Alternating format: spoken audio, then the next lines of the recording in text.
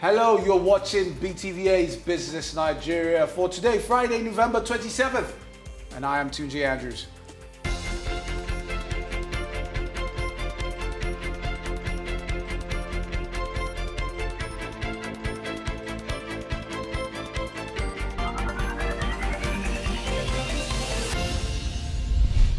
Payment systems is on our radar today. We look at the technology, process, people, guidelines, and of course, the framework. According to a popular saying, a country that can make its payment systems more efficient by 10% has the potential to add value to the GDP of the country because money can then move faster. I'm going to be looking at the payment systems and how it ties into the whole Black Friday move with Olaronke Okeniyi, consultant payment tokens at Interswitch Group. First, let's take a look at a major enabler for these processes. Near-field communications is a set of wireless technological standards that allows devices to communicate within a close proximity of 10 centimeters, originally developed in 2002. The first e-ticketing solution in Nigeria was the Lamata Lagos Connect card. It was also used in the last elections by INEC in the form of card readers and permanent voters card. Many wonder how exactly this works. Some of the providers in Nigeria are Pay Altitude, Pay with Capture, TZ Mobile, and EZ Pay Africa. With a population of over 174 million people and over 130 million mobile phone subscribers, e-payment awareness is definitely on a fast rise. Now, talking about Nigeria's population of over 170 million people, I'm sure we want to know more on how this works and where the money is. Boyega, could you help us basically understand this? Okay, so Tunji, we're basically talking about e-payment systems in Nigeria. Now, the first word, when it comes to NFC, NFC means near-field communications. It allows it's a wireless technological standard that allows two devices of very close proximity to communicate. In essence, it's like Bluetooth. Bluetooth is what resonates with the typical Nigerian. However, it's different from Bluetooth because Bluetooth allows a greater distance of communication, but it's a lot faster because the links are a lot faster. Now, for the mobile money triumvirate, you have three basic areas. You have your mobile payment systems, you have your mobile transfers, and you have your mobile banking. Now, remember that in terms of the individual or the parties for the mobile payments, you have peer-to-peer, you have business to consumer, you have consumer to businesses. So you have, on one side, you have the party and you have location or distance. Now you have payment systems that allow you to be very close to the individual, and you also have payment systems that allow you to do it from a further distance. Now, where's the cash in all of this? Now, the areas highlighted brown here basically are mobile payment systems that you can do with your phone or through agents. Now, this can be done using NFC, that's mobile payment applications. You can use your POSs, you can use your bank cards, and you can use your credit cards. Now, in terms of developing an ecosystem, because NFC typically is something that has been used we've seen it used in your PVC cards and your card readers in Nigeria. It was also the Lamata contactless card for buses. So those are the two instances that we've actually seen NFC used. Now, this would be an ecosystem that you would create. You would have your mobile app providers, your merchants, your handset manufacturers, your card issuers, obviously your CBN, financial institutions, consumers, the people who would create the tags, all the cards, and your mobile network operators. The things you need to first of all correct. Obviously, you have instances where you don't have POS terminals everywhere. You have about 140,000 POS terminals for a population of 170 million people. You have a lot of unacceptable transactions that go.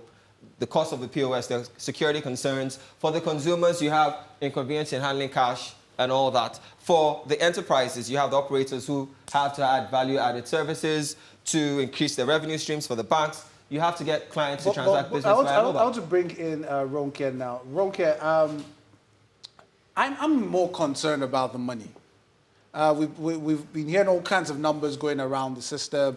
People talking about the number of transactions coming to about 1 trillion, some saying more. How much of this money have you seen go through. I mean, you should see the money a lot more. Yeah, so as a switch, we see quite a bit of these transactions, but not everything comes to us, obviously, because there are other competitors who do this business as well. But yes, I don't think it's far-fetched to estimate something of that sort.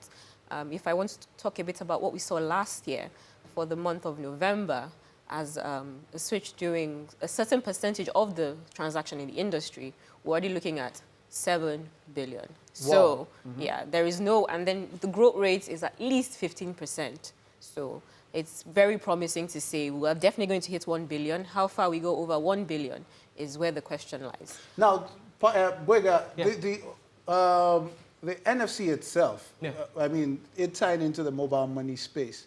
What numbers are there? I mean, how much? Because I think this technology is new, right? In Nigeria, it's relatively new. The first mobile NFC communication app or whatever service that was developed in Nigeria was launched, Pay Attitude, and that was this year.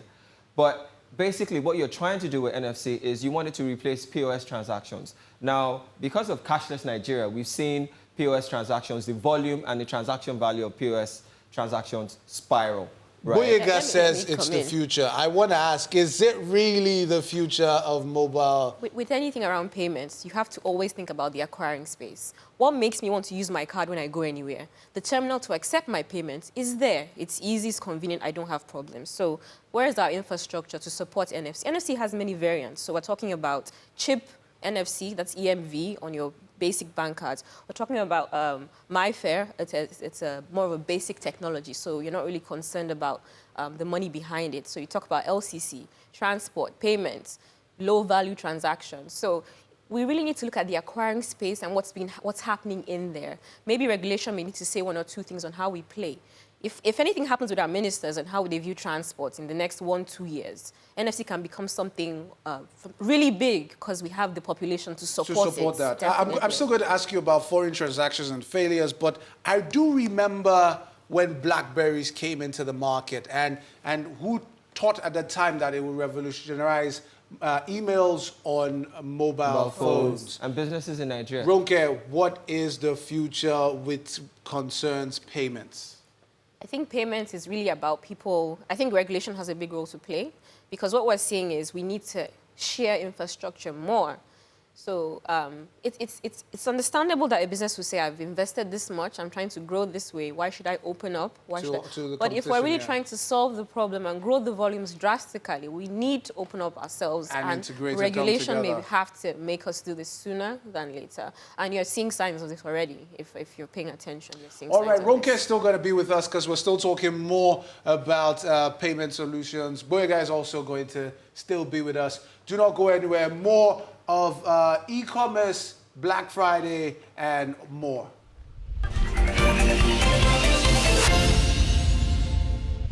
You're watching Business Nigeria. Now it's Black Friday, a trend that is enabled by the success of various payment systems, and the pull on major e-commerce sites are enormous as we speak. This is absolutely impossible without the rapid transformation in the technological space. Joining this discussion now is Oluwatosin Olaseinde, Btva Senior Research. We will still have Boyega and Olaronke Okeniyi still with us. So, Tosi, let's start with you. You went out over the last couple of days and you've been speaking with a lot of e-commerce providers. What is the sense out there? Is it we're going to make money or what exactly? I mean, there's a lot of positive vibe out there. For instance, PayPort says that it's going to make about $500 million. And when I got there, it was just about 11 a.m. And if they were to follow in that trajectory, they will most likely surpass the sales. And also speaking about the other online players, they were talking about the ecosystem. So it's one for me to have my products on my internet, like is the payment system working, and infrastructure in terms of delivering and all of that, that all the ecosystem have to be intertwined in order for it to be a success. I wanted to ask Ronke about this. I mean, the merchants and the e-commerce sites are preparing. Mm-hmm. On the system providers, on your side, like you work with Interswitch and you would be enabling a lot of these transactions. Yes. Is there any preparation that happens on your side? I mean, so that the sites don't go down. I mean, I'm trying to click for that shoe and it's not going through. So we have to understand who provides what points on the value chain. For Interswitch, what we've always done is to ensure we have very high uptime. It's something we've done consistently and we plan to continue doing. But you're also dependent on the infrastructure of the banks, the telco, the network. So there are other dependencies. And even the site owner himself. So the digital merchant has a lot to do before you even call up any payment platform, because there are also multiple providers apart from Interswitch. So before you even call up any provider, you have some capacity you need to be ensured you can manage. Because if you think about what any switch developed today is put together to do, the scale on that is already very high. For us as Nigeria and our online usage, we're barely scratching the surface on what the platform can take. So really, the question I would ask is, are the merchants ready? The logistics around how you're going to move those goods is a concern for me. I'm sure they want to make money, not just from what they sell online, but they also have agreements with the logistics, and the 1 billion probably covers money across those channels. So for us, it's not just because it's Black Friday, we're going to do anything special. We're going to keep doing what we've been doing, and I'm sure that's what it is for a number of the other people on the chain. Yeah. Because it's not our core business. But true. So it's just one part of it. It's just one part of it. Boyega, technology though has been transforming life as we see it. There's Uber taxi. I just used that recently. It was a fantastic service. There's things like job sourcing sites. I mean, there's so much that technology is working around. Yeah. I mean, it's transformed a lot in our lives. Is it making us more money though? Well, what they'll tell you is value is not necessarily about money. Value, 90% of the time, is about convenience first. Then you think about money later. The question for you used Uber a few days ago. Was it convenient? Super convenient. Okay, now, was it affordable at that price? Were you willing to, if they had told you... Convenient to a scary point. Exactly. So if they had told, if for instance, you can put a price on convenience. And you know, the basic thing about pricing is you have skim pricing where you can determine a level which your consumers will not pay beyond. So part of whatever service you offer and technology around that service also has to be a function of the pricing you add to it. So Tosi, that person also... Tosi, you are, I mean, you are an observer and also a shopper at this time. I mean, what is the disposition of shopping now? I mean, there was rumor out there that people tried Jumia in the middle of the night and they said I did not go through, and all of a sudden this morning a couple of their items had gone out of stock. I mean, that was not my experience. That was somebody's experience I saw on Twitter. But yes, from a shopper's point of view, I have things in my cart. I'm waiting for the prices to go further down.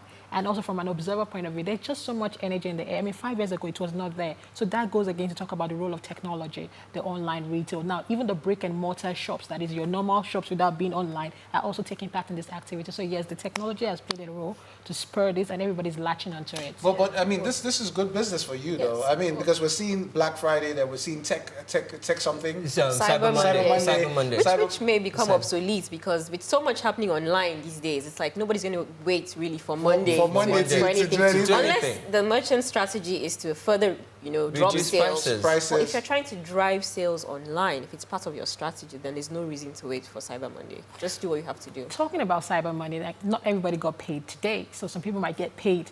Like some people might get paid on Monday. So yeah, some people will actually get paid on Monday. So they're killing, they're covering all ends, and let's pack the money. Ideally, you would have borrowed. But quickly though, before we go, I just want to quickly understand the back end to this kind of a transaction. I put my card, I open the website, and I go to the Switch site, and I click in So if I'm going to bring it down to our reality, once you finish choosing what you want and a payment platform is called, so there are things you have to put in your card details. Some payment providers have made that process less cumbersome. Some, because there's a very delicate balance between security and convenience. So people complain about one-time password, but it really changes the view of fraud on online payments in Nigeria. If you hear any percentage, they're probably through on how we've saved a lot of money because of one-time passwords. So if you educate yourself and understand that some of these inconveniences are helping you, maybe you wouldn't feel so inconvenienced. Restricted. Yes. So yeah, you put in your details. So we have to go and validate that card is proper and real. That's one. We have to check that you have money to cover this cost. Some cards have loyalty and reward schemes. You want to cover some of the costs from your reward, so we have to do that check as well. And then we depend on the bank, your bank, as well as the bank of the merchants. So the all money of this is to happening change. in milliseconds, and if all goes well, you get your Challenges, though. goods. What are the challenges to this infrastructure? They depend on network. They depend on Infrastructure. infrastructure in general. And you know how we struggle with Infrastructure. maintenance and uptime because of our reality. Most people are powering their own, providing their own power and whatnot. So it's hard to say how to say this will be a perfect experience for everyone. But people do have good experiences online. Yes. I particularly do have good Yes. experiences. I just was not waiting for Black Friday. I hope that I will get some reward for shopping outside Black Friday. Thank you very much, guys, for being with us on the show. Tosi Olaseinde, Senior Researcher at Btva, Adegboyega, Olatunde, he's the head Btva, head research Btva, and the beautiful Olaronke, Okeniyi, consultant payment tokens at Interswitch Group. Thank you very much for being with us on the show. I am Tunji Andrews. Until next time, keep doing business, Nigeria. And don't forget to shop.